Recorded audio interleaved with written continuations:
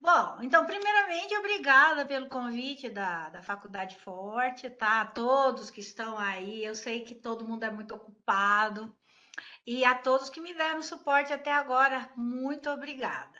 Então, alguns já me conhecem, eu sou a professora Elza Gabaldi, eu sou professora toda a minha vida, né? Sempre para nativos, e depois já faz uns 15 anos com estrangeiros. Então, tenho trabalhado com muitas nacionalidades e é sempre essa busca que estamos aí na luta, é nosso trabalho e é prazeroso e que fazemos com muito gosto. Então, eu queria pedir também se alguém tiver alguma pergunta, gente, para fazer no final, porque eu sou muito atrapalhadinha, olha para cá e eu desfoco, tá? E além dos óculos que já me atrapalham pra caramba. Então, agradeço a todos que, se quiserem fazer pergunta posteriormente, né? O nosso tema será materiais autorais e como elaborar e didatizar atividades. Acredito que para muitos de vocês isso não é novidade, né? Então vocês já fazem isso. Mas nós vamos dar aqui fruto da nossa experiência, né? Minha, do professor Luiz Barreto, que nós trabalhamos juntos, tá? Então vamos lá, seguindo. Bom, aqui eu vou trabalhar alguns tópicos que a gente precisa organizar o material para conseguir que ele saia pronto, mais ou menos pronto. Nós sabemos que sempre se melhora. Então, quem é que é autor de material didático? Quem elabora? Quem didatiza? Normalmente é o professor, né? Mas vamos lá. E o que é que se produz? Como? Que é isso? O que é produzir? Será que nós temos consciência do que nós produzimos? Existe mais de um tipo de autor? É um, é dois, é três? Ou como é que é, né? Esses autores que somos nós na realidade. E quais atividades? Bom, aqui é muita coisa, só que as atividades a gente vai dar alguns modelos que vocês com certeza também já produzem. E também quais as dificuldades que se apresentam nesse processo de produção de material, de didatizar material, ok? Então vamos lá, a pergunta é: todo professor é um produtor de material didático? Potencialmente sim, né, gente? Nós produzimos e ó, e vai, produz e nunca acaba, né? Mas nós sabemos que nem todos fazem isso por algumas situações. Primeiro, se trabalha numa escola que exige que você cumpra determinado material, né? Então aí o professor tá, ele fala, não, você vai trabalhar isso e pronto, ok, vamos obedecer. Mas às vezes também porque tem professores que acham muito mais prático e trabalha só com livro didático. Mas isso acredito eu que é a minoria. A maioria produz, ele acrescenta, não é isso? Então, ele, assim, exercer essa função depende muito dessa vontade de crescer, de arrumar, de ir além daquilo que se apresenta. Então, vamos lá, vamos seguir mais uma aqui. Então, quando nós. Aqui eu vou contar uma pequena história de como tudo isso começou, porque desde que eu me conheço por gente, eu preparo material, mas sempre é bagunçadão, né? Acho que fica isso para essa série, outra para outra, principalmente para os nativos. Mas quando eu fui trabalhar no Colégio de São Bento, em São Paulo, o que aconteceu? Deixa eu ver aqui. Eu comecei a trabalhar aqui, lá já estava o professor Luiz Barreto, e ele já preparava aulas para o pessoal chinês, até porque ele fala mandarim, né? Então, eu comecei a organizar, ele já tinha muita coisa organizada e eu também comecei a organizar esse material com ele. E de lá para cá fomos caminhando. Essa é a nossa história mais simples. Olha aqui. Então, lá, olha, nós dávamos aulas desde crianças pequenininhas até, gente, os imigrantes que vinham à noite, que precisavam de uma linguagem rápida para trabalhar no comércio, que eles se apoiam muito. Mas tinha os professores que produziam os materiais para os chineses das mais variadas séries. A gente dava reforço para todo mundo do colégio. Então, o que que acontecia? Aqui tem um grupo de adolescentes e aquela sala com uma amostra, com uma feirinha que prepararam, foi fruto dos professores para que eles começassem a entender como funciona, por exemplo, cada evento, visitassem outras salas. Então, esse é só um exemplo daquilo que nós fazíamos e que os professores faziam em conjunto, cada um com a sua sala. Tínhamos salas cheias de alunos, não é? E aqui está um exemplo também do que seria, né, a língua. Aqui nós temos os caracteres, aqui o que significa. E nessa hora a gente se depara com aquilo que nós chamamos assim, como ensinar a cultura, né? A língua não é somente a língua, é cultura. E quando nós lidamos com culturas tão diferentes, muitas vezes isso começa a ficar muito complicado, porque o nível de compreensão cultural, para quem nunca viveu no Brasil, ele demora bastante, mas é através da língua que nós conseguimos trabalhar isso, introduzir. Então, esse foi o começo da organização do material. Era produzir material que não acabava mais. Tinha pais que pediam 2 horas de lição de casa para os filhos. Mas, pelo amor de Deus, não dá para enviar lição de casa para vocês nesse tanto, né? Seguindo. Então, os professores, na verdade, eles são os reais produtores de material. Eles produzem todo tipo de material. Aí, quando nós adotamos os livros, o que eu acho bastante legal, assim, importante ter um livro base, isso dá uma segurança para todos nós, assim, de ter algo na mão. Não sei se vocês já passaram por essa experiência do aluno que trabalha só com papéis assim mais soltos, atividades soltas em um livro. Quando ele fecha o livro depois de um período de aula, ele tem aquela sensação assim: ah, eu já sei esse idioma, eu aprendi tudo que está aqui. O que nem sempre é uma realidade, porque o livro, eles são guias, né? Então, temos lá para várias nacionalidades o mesmo livro. Acontece que o livro, ele deixa uma lacuna, que é essa diversidade, né? De culturas, de idade, de faixa etárias e de interesse. Ele não tem isso. Quem percebe isso e trabalha com isso é o professor, certo? Então, o professor fala: bom, meu aluno precisa disso. Vou contar um casinho para vocês. Eu tive uma aluna que ela tinha um evento, ela tinha que arrumar uma roupa. E ela falou: eu preciso ajustar, né? Ajustar, eu que disse. Ela não tinha como pedir para arrumar a roupa para ela ir para o evento. Então, nós fizemos uma atividade específica para isso. Então, não tem como fugir. E assim surgem outras e outras. Então, são culturas diferentes, faixa etária diferentes, interesses diferentes, certo? Então, aí nós passamos a produzir. Então, nós estamos produzindo sempre mesmo sem perceber. Cada vez que nós fazemos alguma coisa, estamos ali. Mas existem tipos de autores. Então, vamos lá. Professores autores, aqueles que são totalmente autoral, né? Totalmente autorais, aquele que é autoral, vamos pôr aqui no singular. Ele tem uma visão completa do que ele vai fazer, tá? Ele produz, assim, de forma pensada. Olha, eu vou produzir isso, para isso, com essa finalidade. Então, ele elabora tudo sem se valer de outros textos ou de conteúdos disponíveis. Ele vai do começo ao fim, é dele, ele é totalmente autoral. Mas tem um outro que é o parcialmente autoral, né? Que eu me encaixo muito aqui, porque eu uso muitas coisas, como falava para a Camila agora mesmo, de usar contos, crônicas e etc. para preparar o material. Então, ele se vale do quê?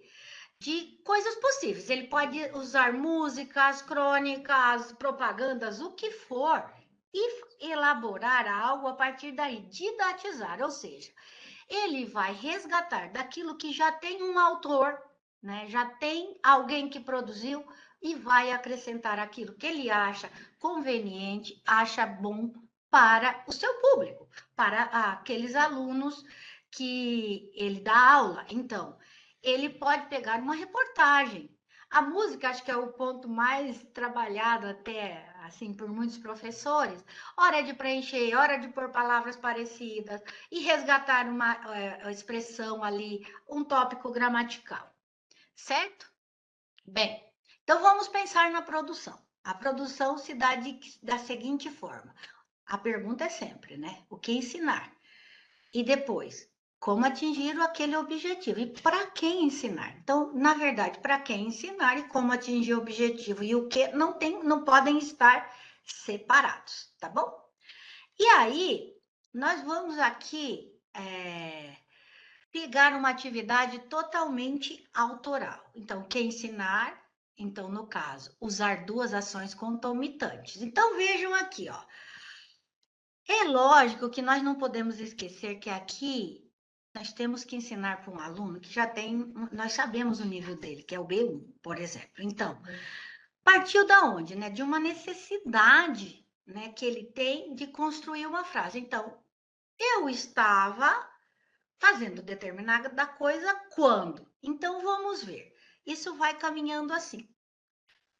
Qual é o objetivo principal aqui? É que ele possa falar depois e usar em outros contextos. Então, é uma prática oral. O que eu estava fazendo, o que ele estava fazendo quando? Então, eu estava fazendo tal coisa quando aconteceu isso. Veja, aqui a pessoa tem a oportunidade de, nessa construção de duas ações concomitantes, ela mudar para muitas e muitas situações, não é?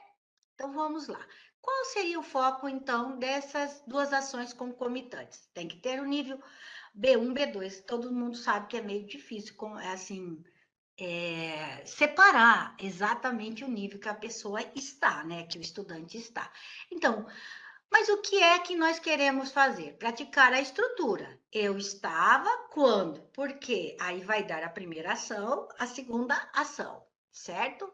Então, como fazer? Promover situações aleatórias através de figuras, ações e de fácil compreensão, certo? Então, aqui, olha, vamos lá, que tem uma pessoinha dormindo, né? E aí veio outro chorando. Então, eu estava dormindo quando o bebê chorou. Isso aí vale muito para quem tem filho, não é? Mas, na verdade, pode ser mudado. Eu estava dormindo quando o telefone tocou, quando a campainha tocou, quando ouvi um barulho. E aí, a pessoa pode ir acrescentando. Então, qual seria o processo quando se faz isso? Ele tem mais confiança, mais autonomia, né? Ele completa com as suas próprias palavras, que é o objetivo a ser atingido, certo? Então, olhem aqui. Eu estava telefonando, e aí? Aí você permite, você dá esse suporte para o estudante, para ele responder quando aconteceu determinada coisa. E queira ou não, o fato de você estar dizendo, né? Repita aqui, né? Quando eu estava fazendo tal coisa, aconteceu tal coisa, ele está criando uma estrutura muito forte que ele pode usar em muitas situações. Agora, vamos pegar essa atividade totalmente autoral aqui, que é bem bacana. Então, o primeiro ponto era o que ensinar. Então, vamos ensinar o quê? Comparativos. Então, aqui nós temos o texto, né? Mas para que ensinar? Então, aqui também seria para crianças, para pré-adolescentes com nível A2. Não pode esquecer que tem que ter um nível aqui, tá? Então, como atingir esse objetivo? Ora, primeiro eu quero apresentar o quê? Uma leitura. E a leitura e explicação daquilo que está acontecendo e prestar atenção que dentro do texto já vai estar tudo aquilo que vai ser cobrado depois, na parte formal, na parte gramatical, na verdade. Então vamos lá. O foco são os comparativos, o nível é A2 ou B1, e o quê? Praticar os comparativos de inferioridade, de superioridade e de igualdade. Então, como começamos? Primeiro com aquecimento, a verificação do vocabulário sobre o assunto, mais o engajamento do tópico. Essa questão do engajamento é bem legal, né, gente? Então, vamos lá. Primeiro a gente fala assim, você sabe qual é o animal mais rápido do mundo, não é? Veja, são crianças e adolescentes. Porque coisas do mundo do trabalho que pode ser adaptado, é mais difícil para eles. Então, isso ele vai aprender a estrutura com coisas de fácil acesso para ele, tá? Então, qual é o mais alto? Tem algum animal com uma habilidade diferente? Aí a sala ou o aluno, ele começa a interagir, ele começa a expressar, não é? Então, O processo que nós utilizamos é o estudante lê o texto para responder à compreensão sem explicação formal do tópico. Ninguém falou ainda em em comparativos, né? Nada disso.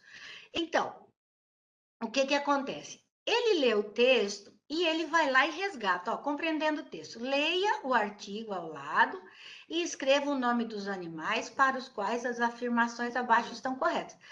Vivem mais do que o ser humano. Então, ele vai lá e pronto, e resgata e aplica aí, certo? Aqui está o texto, ó, é muito fácil.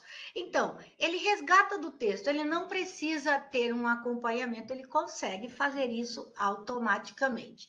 Aqui está o texto completo, tá? Então, ele vai, parece mais agressivo, tá no texto, ele resgata para cá. Então, pensando a atividade. Bom, posterior a essa leitura, ao texto, vem a apresentação do foco gramatical. Foco gramatical. Então, o foco é esse aqui, né? Um pouco de gramática. O mais veloz do mundo é o falcão. Aqui, como é que se explica? Use mais ou menos com adjetivo para mostrar superioridade, no caso, ou menos para inferioridade. Então, aqui a próxima questão, que é gramatical. A preguiça consegue ser mais lenta que a tartaruga. Acrescenta-se o quê? Vocês sabem tudo isso, somente para explicar como foi desenvolvido, didatizando essa atividade, tá? E já os cachorros vivem tanto quanto. E o tanto quanto vai mostrar igualdade. Então, inferioridade, superioridade, todos os comparativos estão aqui. E não. E o que aconteceu? Foi que a pessoa pensou nessa atividade voltada para esse grupo e não foi tirada de nenhum outro material. Por isso é totalmente autoral, tá? Então, aí vem um processo de prática, que é a consolidação, né, gente? Do comparativo, mais a compreensão do texto. Novamente, aqui vem, agora ele vai expressar na forma escrita. O acro é mais veloz que o leopardo, certo? O guepardo, perdão. Então, o que que acontece aqui? Eu não sei se vocês têm atentado para as grandes... para grandes professores que estão falando que um aluno que não escreve, ele não consegue fixar as ideias. Ele tem que ouvir, interagir, mas ele tem que anotar. Aquilo é o processo de aprendizagem. Então, isso aqui é muito interessante para um final de atividade, como foi proposta, tá?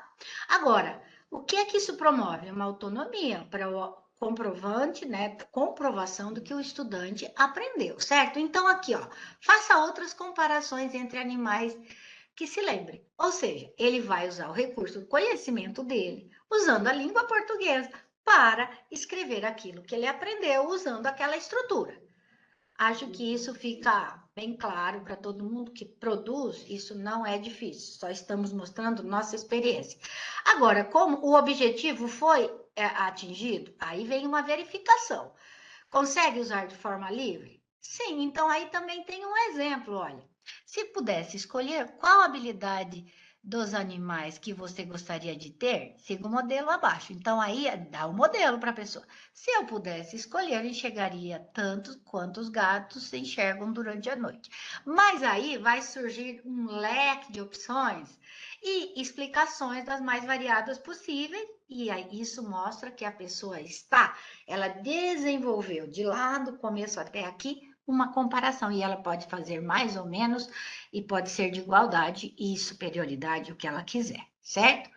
Agora vamos para uma atividade parcialmente autoral, ou seja, foi retirado alguma coisa de algum, tinha um texto pronto e a pessoa vai trabalhar aquilo. O que ensinar?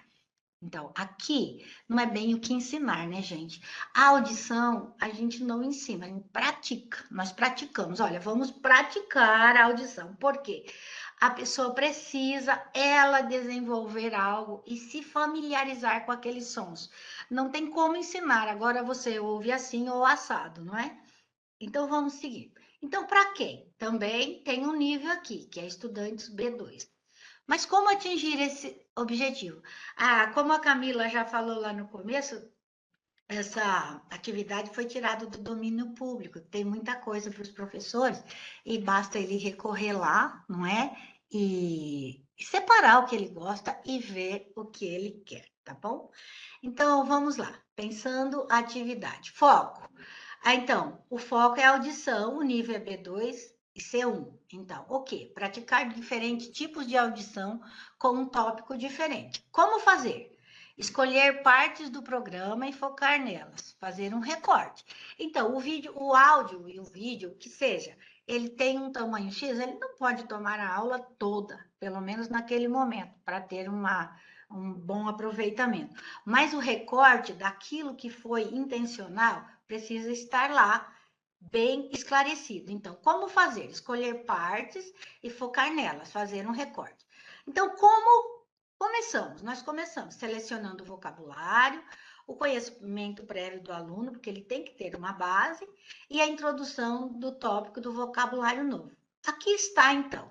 Veja, aqui foi pego, as imagens foram tiradas, né? O Cerrado e a Amazônia. Então, como se chama? Vídeo, ele vai falar de ciências, sobre as queimadas, os malefícios e os benefícios, tá? Que tem. Nós costumamos ouvir muito falar dos malefícios que o fogo traz e etc., e que são sérios. Mas nesse texto, alguém da parte que estuda a terra e o tipo de vegetação diz quais são os benefícios de fazer isso no Cerrado.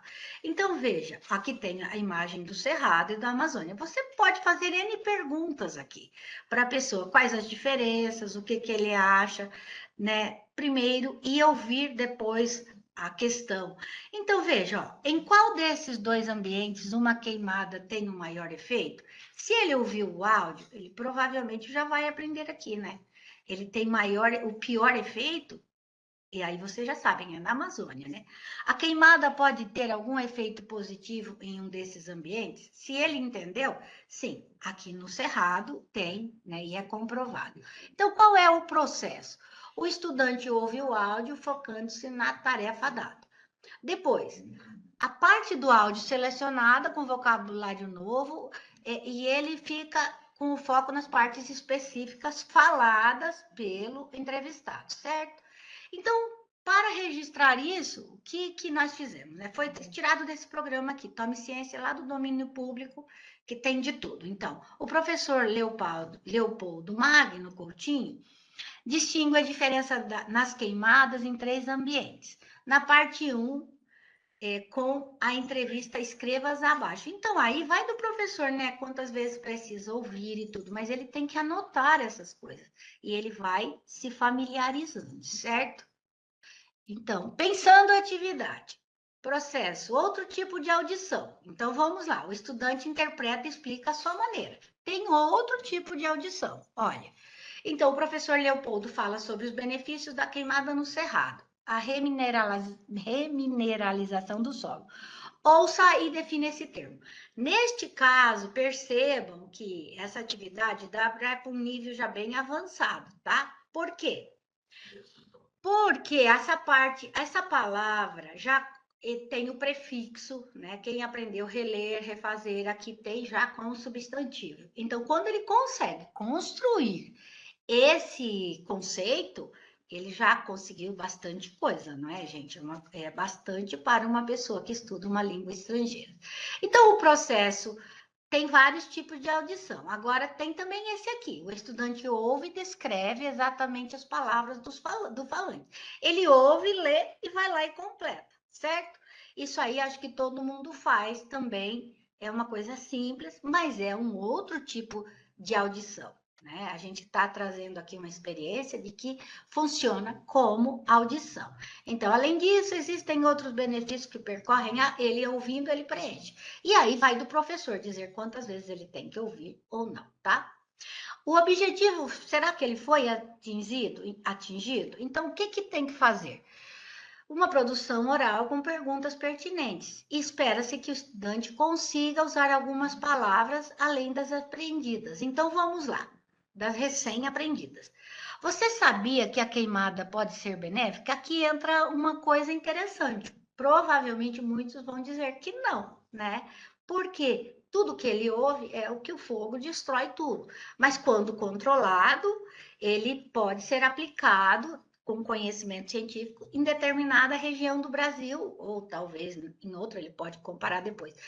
E isso aí entra o professor, porque ele vai dizer: olha, isso surgiu com os índios, isso se chamava coivara, eles já faziam esse tipo de, como se diz, de tratamento da terra para que depois germinasse mais rápido, etc. Vai do conhecimento do professor, de geografia, de história e etc. Mas é bastante interessante, porque se você pode perguntar como as queimadas e os incêndios são enfrentados em seu país, aí ele traz a experiência pessoal e vai trabalhar isso, né, na sala, na língua portuguesa, que é o nosso caso de ensinar.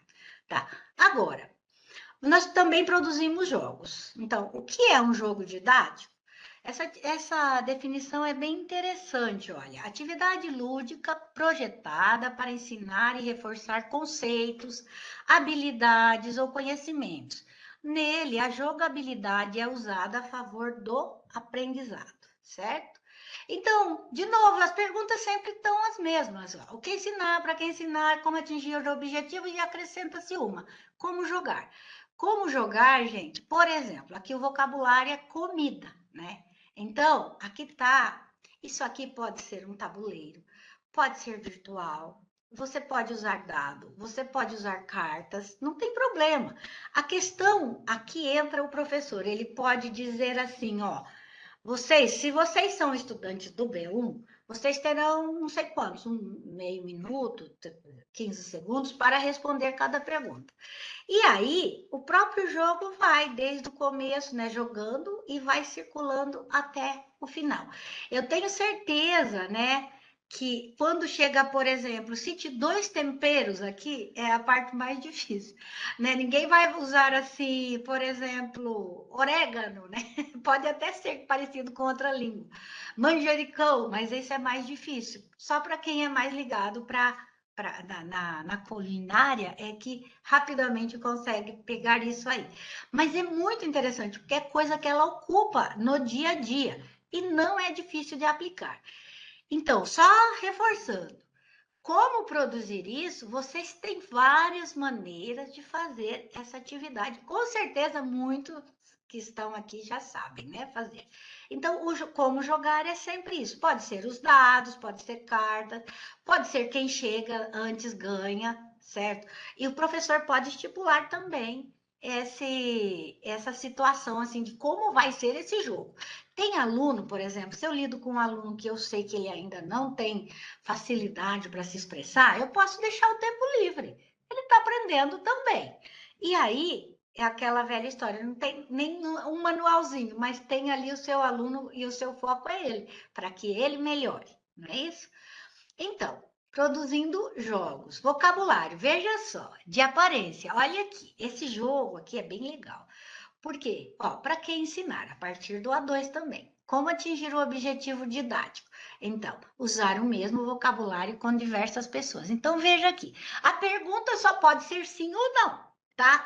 Então, vamos escolher, por exemplo, a Natasha, que tem uma palavra aí mais difícil. Então, eu escolhi. Então, a pergunta que vale é homem? Aí eu tenho que só responder sim ou não. Se eu disser não, ele já sabe que é mulher. Aí eu posso dizer, é jovem? Aí sim ou não. Vai dizer se é sim ou não. E é idoso? Aí vai. Depois que selecionou, né, se é homem ou mulher, aí vem todos os tipos que pode ser negro, pode ser ruivo. No caso da Natasha, ela é ruiva. Essa palavra é mais difícil, né, para os estrangeiros. Então, tem o que usa óculos, tem o careca, tem o calvo, tem o oriental, tem o branco, tem o negro. Acho que a gente vai evitar caucasiano aqui, né, gente? Porque essa palavra caucasiano é bem complicada para muitos. Então, também, essa questão de como jogar é bom em duplas. Por quê? Porque a pessoa vai disputando, né? Aí a pontuação, ver quem acerta mais.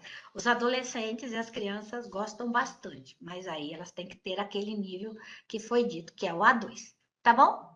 E depois, é possível trabalhar as 4 habilidades em uma só atividade? Pessoal, seria ideal, mas nem sempre dá, né?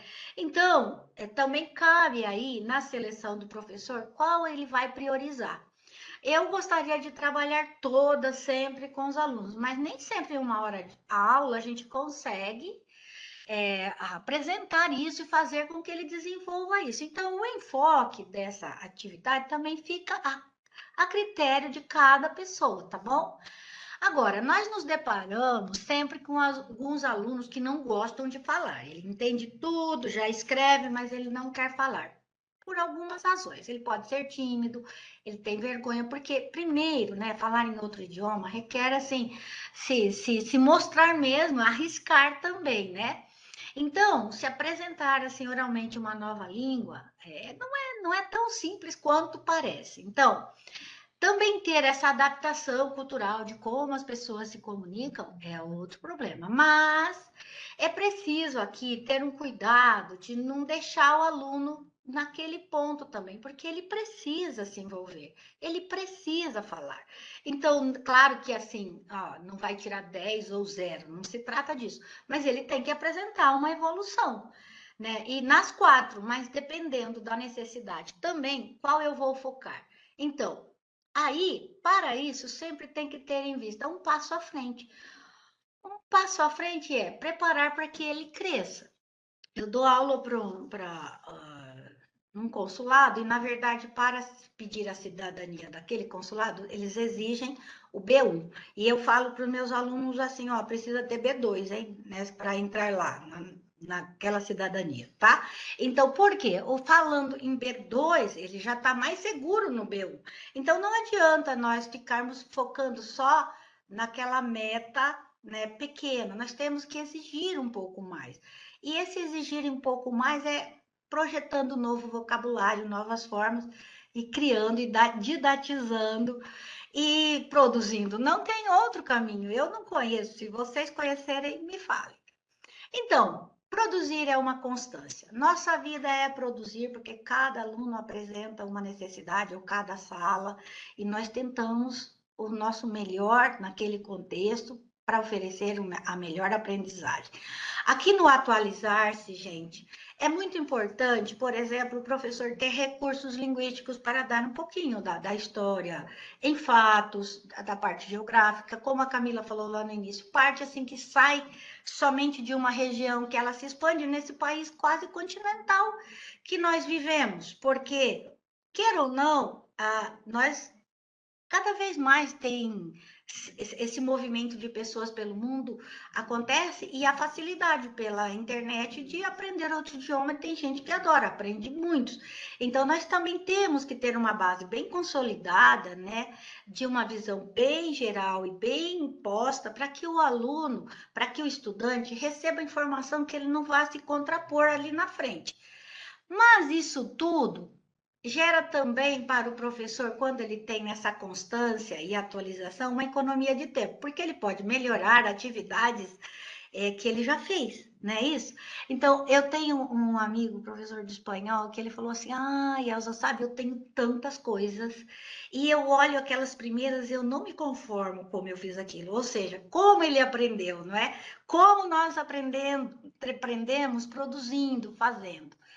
Então, pessoal, é isso. Eu sou a Elza Gabaldi, eu faço parte do site, o www.ensinarportuguês.com. Vocês podem acessar lá.